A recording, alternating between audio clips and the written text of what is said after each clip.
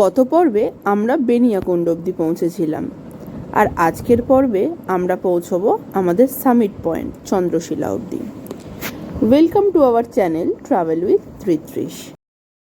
আজকের পর্বে আমরা দেখে নেব আমরা বেনিয়াকুণ্ড থেকে কিভাবে তুঙ্গনাথ হয়ে চন্দ্রশিলা অবধি ট্রেক করে পৌঁছালাম।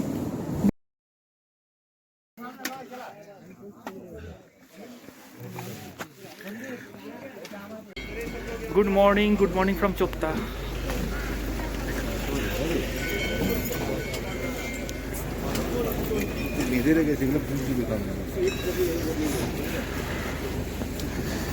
পৌনে 7টায় বেরিয়ে 3 কিলোমিটার গাড়িতে এসে আমরা এখন চোপতার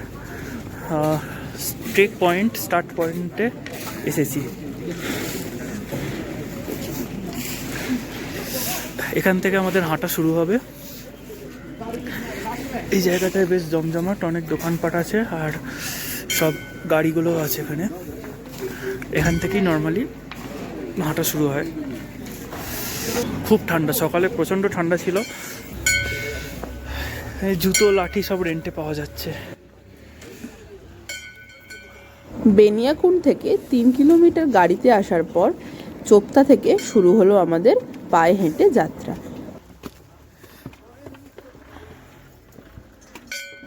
তুঙ্গনাথ যাবার প্রথম গেট থেকে আমরা একসাথে হলাম, সেখান থেকে আমরা যাত্রা শুরু করব। প্রথম দিকে রাস্তা বেশ ভালোই, মানে পুরো রাস্তাই বাঁধানো, কিছু কিছু জায়গায় পাশে রেলিংও দেওয়া আছে, তবে রাস্তা বেশ খাড়াই। এখন তুঙ্গনাথের অফ সিজন, তুঙ্গনাথ মন্দির এখন বন্ধ আছে, তাই এখন শুধুমাত্র পায়ে হেঁটে যাওয়া ছাড়া আর কোনো উপায় নেই। তবে সিজনে এখানে কিন্তু মিউলও চলাচল করে। আর হ্যাঁ, এইখানে ঢোকার সময় একদম মেন গেটের কাছে একটা এন্ট্রি ফি দিতে হবে।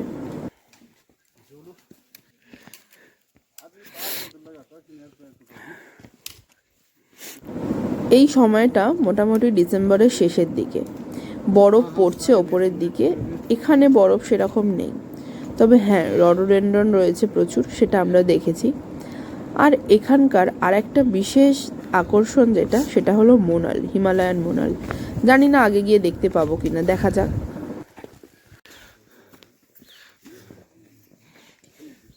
আরও বেশ কিছুটা ওপরে আসার পর দুধারে অল্প অল্প বরফ দেখতে পাচ্ছি, আর ওই যে দূরে দেখা যাচ্ছে বরফাবৃত শৃঙ্গগুলো।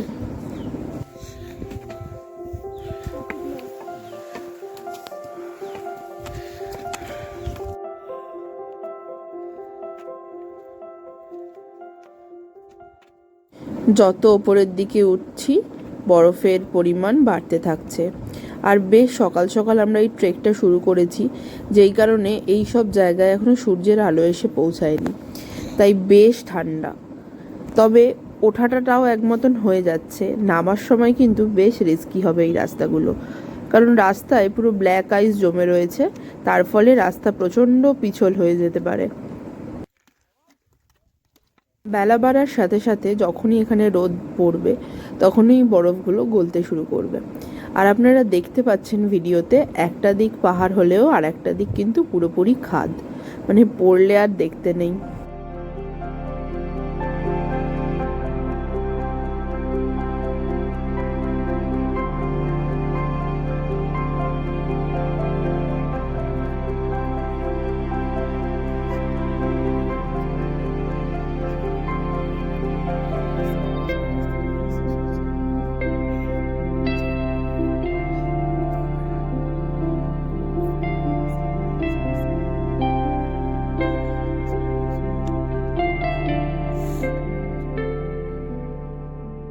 আমরা কাছাকাছি এসে গেছি তুঙ্গনাথের।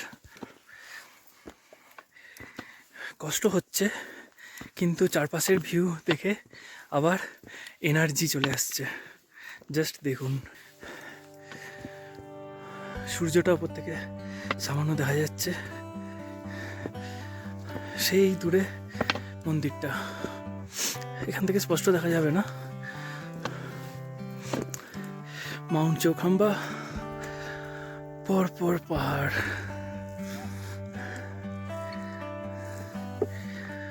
এদিকটা ওয়াও, অসাধারণ। পাহাড়ের একদম চূড়ায় যে বরফগুলো আমরা নিচ থেকে দেখতে পাই, সেটা এখন চোখের সামনে, হাতের নাগালে। এই জন্যই ট্রেকিং।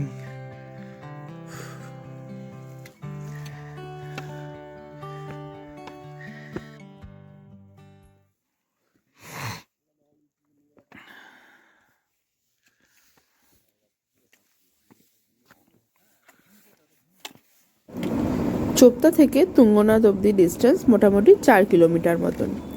আমরা 8:30 থেকে হাঁটতে শুরু করেছি, আর মোটামুটি 11:30টার মধ্যে তুঙ্গনাথ টেম্পেলে পৌঁছে গেছিলাম। এই পথ ধরে আমাদের এবার মন্দির অবধি পৌঁছতে হবে।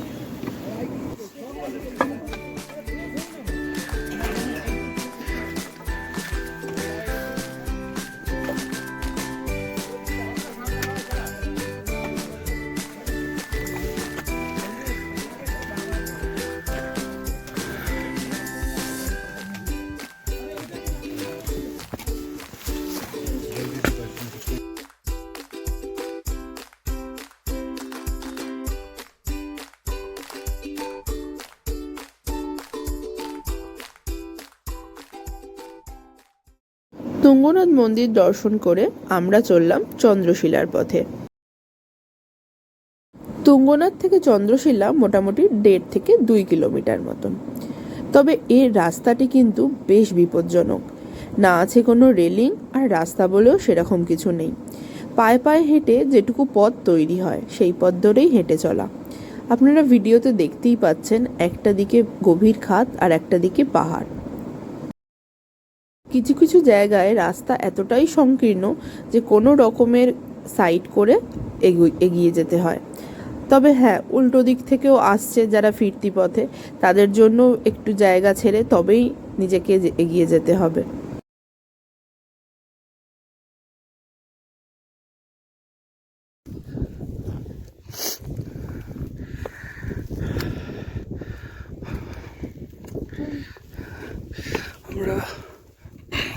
আমরা অলমোস্ট চন্দ্রশিলায় এসে গেছি। আর একটু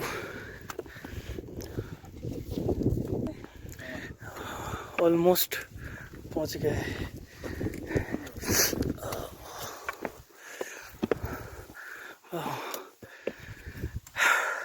মনে হচ্ছে টপ অফ দি ওয়ার্ল্ড। একদম ওপরের পাহাড়ে, এর ওপর আর কোনো পাহাড় নেই। আর ভিউটা অসাধারণ।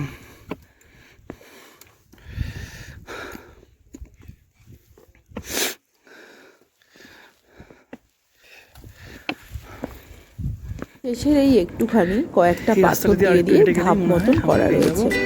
চন্দ্রশিলা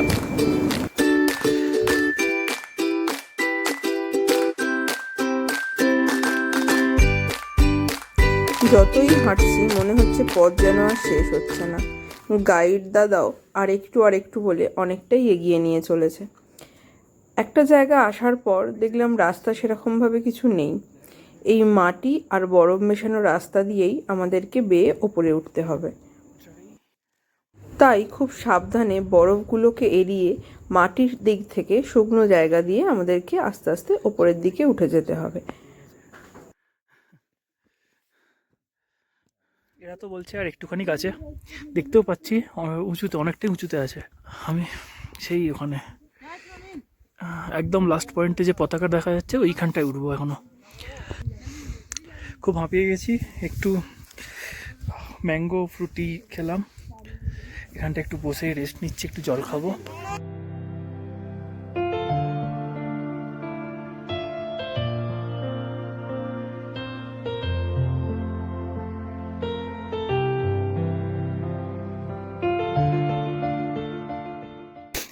ফাইনালি আমরা এসে গেছি চন্দ্রশিলা। ছোট ছোট পায়ে চলতে চলতে আমরা ঠিক পৌঁছে গেলাম চাঁদের পাহাড়, চন্দ্রশিলা টপ। এখানে একটি ছোট শিবের মন্দির করা আছে, আর চারপাশ থেকে ভিউটা জাস্ট অসাধারণ। শুধু বরফাবৃত পাহাড়ের চূড়ো দেখা যাচ্ছে, আর তাতে ঢেকে রয়েছে মেঘ। এখানের যে অসম্ভব সুন্দর ভিউটা, আমি জানি না ক্যামেরায় কতটা আপনারা বুঝতে পারছেন, এখানে গিয়ে না দেখলে সেই ভিউ বর্ণনা করা সত্যিই খুব মুশকিল।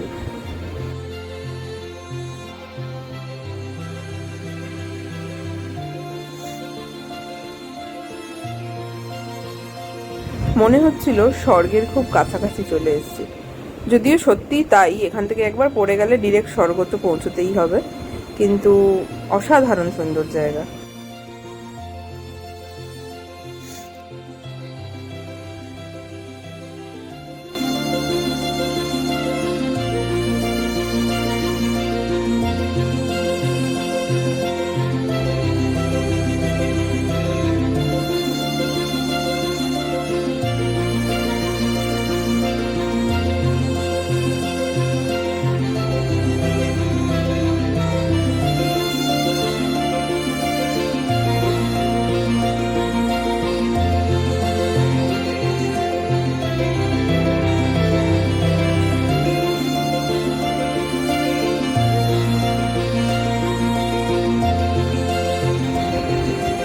এই সুন্দর জায়গায় আমরা অনেকটা টাইমই স্পেন্ড করলাম। এখানে আমাদের লাঞ্চ খাওয়ার একটা প্ল্যান ছিল, আমাদের সাথে প্যাকড লাঞ্চ ছিল আজকে, তো আমরা সেটাই এখানে বসে খেলাম।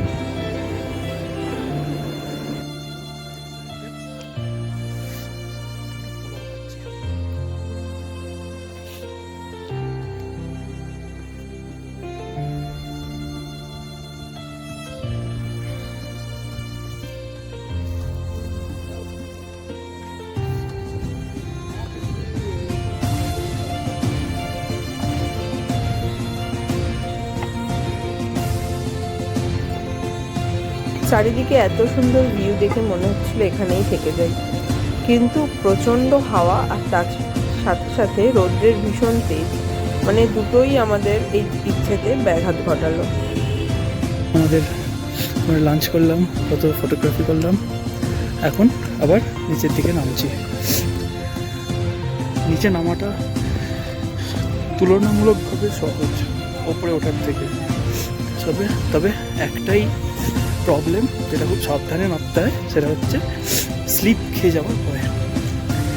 কারণ যখন বরফ পড়েছিল, যখন রোদ ওঠেনি তখনও বরফ ছিল, আর রোদ যত করা হবে তত বরফ গলতে থাকবে। বরফ বলে এই যে দেখতে পাচ্ছেন কাদা হয়ে গেছে, একটু বরফ গলা জল, স্লিপারি হয়ে যাচ্ছে এই রাস্তাটা। তো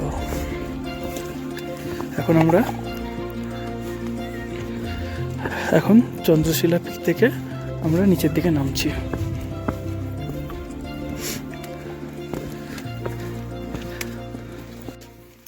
আমরা এখন নামছি নিচের দিকে।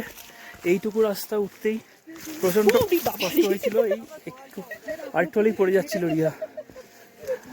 এই রাস্তাটায় পড়াটা খুবই স্বাভাবিক, কারণ পুরো বরফ গলে গেছে, বরফ গলে পড়ার পর কাদা হয়ে গেছে, কাদা স্লিপারি একদম।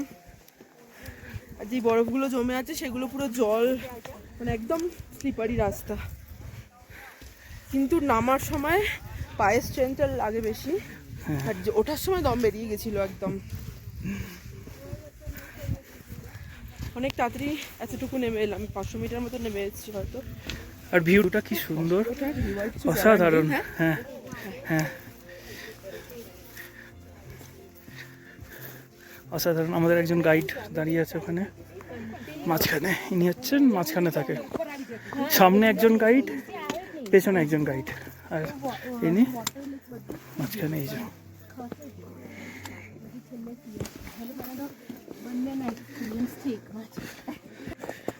দেখুন কত বরফ, বরফের মধ্যে আমাদের ক্র্যাম্পন পরিয়ে দিয়েছে, ক্র্যাম্পন পরে আমরা নামছি।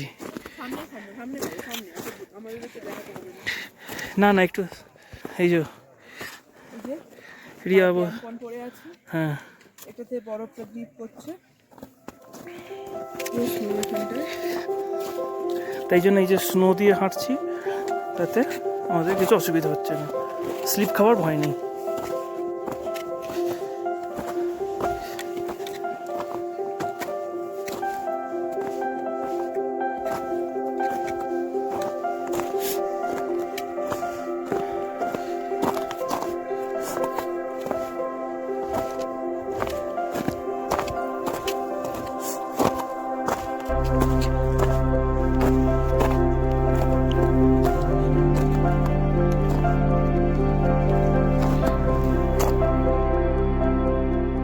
অবশেষে আমাদের এই আশাটাও পূর্ণ হয়ে গেল। প্রায় 2-3টে জায়গায় আমরা হিমালয়ান মোনালের দেখা পেলাম। এরা চারপাশে কিছু খেয়ে বেড়াচ্ছিল।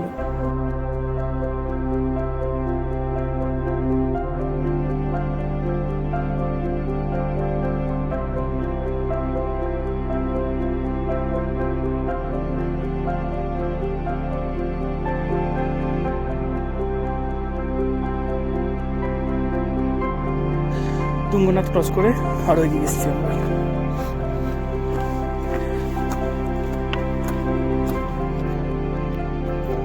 এই সেই ভয়ঙ্কর জায়গা যেখানে ব্ল্যাক আইস পুরো একদম স্লিপারি করে রেখেছে রাস্তাটা।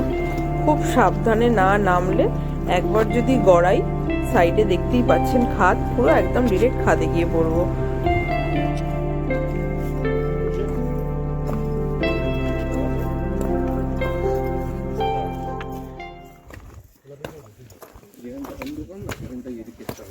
মোটামুটি আমরা 4:30 নাগাদ ফিরে এলাম ট্রেকটা কমপ্লিট করে। এরপর আমরা এখান থেকে গাড়ি করে চলে যাব আবার আগের দিন যেখানে স্টে করেছিলাম বেনিয়াকুণ্ডে, সেখানে আজ রাত্রিটা স্টে করে আমরা পরের দিন রওনা দেব ঋষিকেশের উদ্দেশ্যে। আজ তাহলে ভিডিওটা এখানেই শেষ করছি। ভালো থাকবেন, আর ভালো লাগলে ভিডিওটা অবশ্যই লাইক এবং শেয়ার করতে ভুলবেন না। Thank you.